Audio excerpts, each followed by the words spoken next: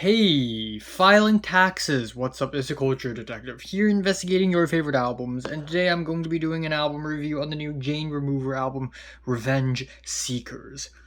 Ha!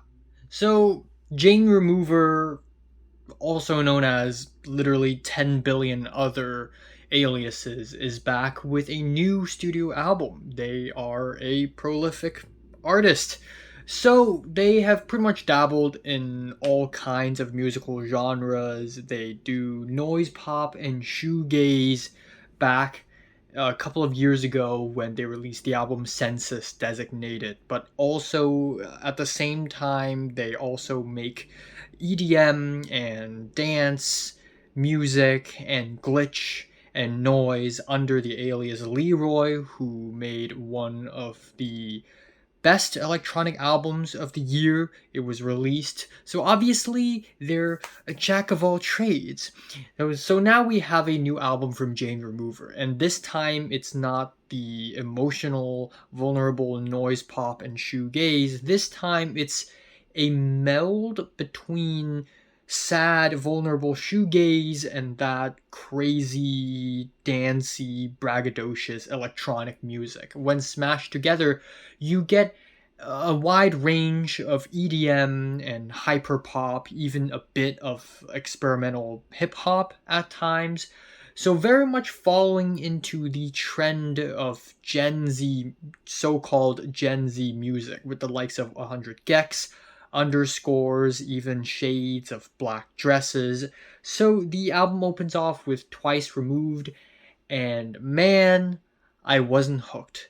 I'm sorry, but this album opener is a bit underwhelming for me. I thought it is a really noisy and dense hyper pop opener, but it's just too bloated. There are like 35 layers of sound effects on this thing, just constantly blasting on both sides of my eardrums, and the I love noisy, but when it's so noisy and the breathy vocals undermine the melody itself, it just feels very exhausting. But thankfully, the rest of the album have things in order a little bit more, like the second track, Psycho Boost, which is an absolute banger, slamming dance beats. Danny Brown's featured on this thing, and he is as ferocious as ever.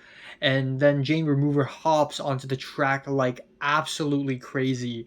Fuck what you heard. And we have lyrics about fame and paranoia. It's just a very crazy banger. Other tracks I really like include Experimental Skin, which is definitely one of the more fiery tracks on the album. We have lyrics about people not understanding them, and the music sort of builds up more and more and more, and it sort of explodes into EDM with video gamey keyboards sort of sliding down the scale.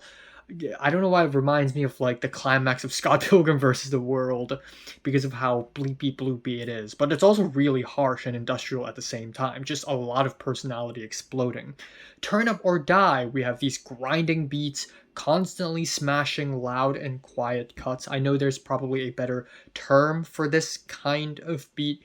I'm sorry, I don't know the exact terminology, but what I can hear is that there are like 20 different sound effects on this thing. Industrial bass and also dubstep at the end. It's just a lot, but this time it's so noisy, yet there's like a constant push to it that makes it just slap.